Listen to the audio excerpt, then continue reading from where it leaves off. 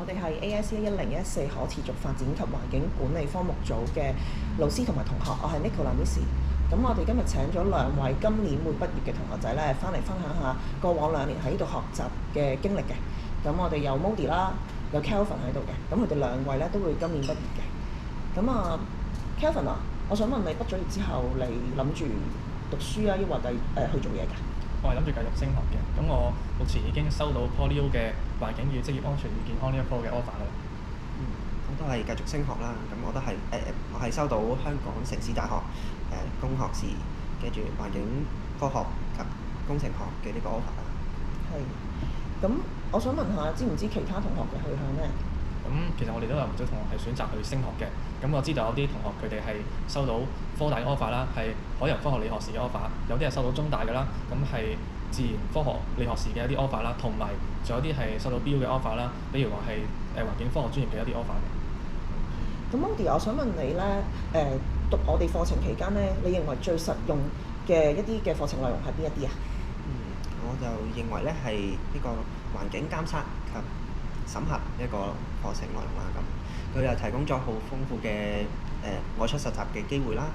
咁實踐翻課堂上面學咗嘅嘢啦。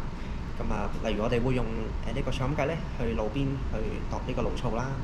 亦都會做去呢個明渠啦、去海啦去做呢個水質嘅監測嘅。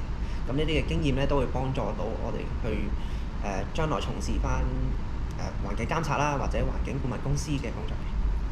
好，咁 Kelvin，我想問你2年 High Dip 嘅課程，你最難忘經歷又係啲咩？可以分享下咧？咁我最難忘嘅經歷就係喺出 field 嗰度嘅，咁係有一次去荔枝窩同埋吉澳嘅 field trip 嚟嘅。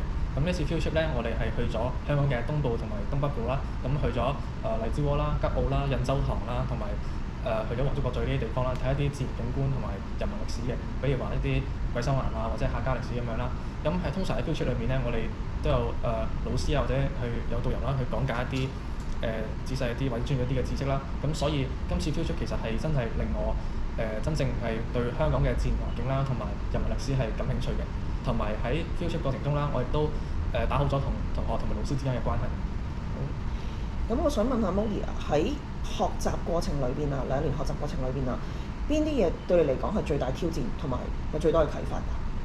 最大嘅挑戰就係呢個嘅畢業論文啦。咁因為要我哋要自行學習啦，同埋去揾一啲嘅資料咧，去自己學啦咁當中咧，我哋嗰個嘅畢業論文咧就用咗呢個嘅聲學相機。聲學相機咧係咩咧？就係一個利用咗遙距感測嘅技術啦。咁咧就將本來睇唔到嘅聲咧，就可以將佢睇翻出去可視化咁樣。咁環保署咧都會用呢一個嘅儀器咧去解決噪音嘅問題啦咁樣。咁你知道學校其實都有好多唔同類型嘅課餘活動啦，同埋學生組織。咁 Kelvin，我知道你都有參與一啲喎，你可唔可以分享下？我參與嗰個學會叫做 HKIOA Student Branch 啦，咁係中文叫做香港聲樂學會學生分會，咁係喺2個院校會有啦，就係喺我哋沙田 Ivy 同埋 PolyU 嘅。有咩好處咧？就係可以去認識一啲大學教授啦，同埋去有助我哋嘅事業發展嘅。因為咧，我哋有時係可以去一啲週年晚宴啦。咁呢啲晚宴上面咧，其實係可以識到一啲專業人士啦，一啲業內嘅工作嘅人士或者老闆啦，或者一啲教授啦。咁佢哋可能本身佢有好多咧，本身都係喺Ivy 嗰度係教過書啦，又或者係佢哋亦都係 Ivy 度畢業嘅，所以佢哋咧其實好樂意請 Ivy 嘅學生。咁入到呢個學會咧，就對我哋嘅未來事業發展係有好處。唔該晒兩位同學啊！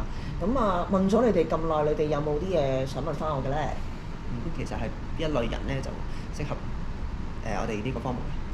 正如頭先你哋嘅分享啦，我哋嘅課程其實有好多會有考察嘅活動啦，例如會參觀呢個嘅地質公園啦，去認識香港唔同嘅地貌岩石景觀啦。咁另外亦都會去呢個郊野公園啦、海洋公園咧，去認識唔同嘅生物嘅。咁除此之外咧，我啲同學仔咧都需要去到攞呢個環境樣本啦，做環境監測，然之後喺實驗室咧做化驗嘅。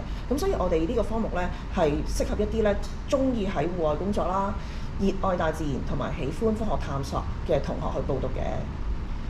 咁今日多謝晒兩位同學嘅。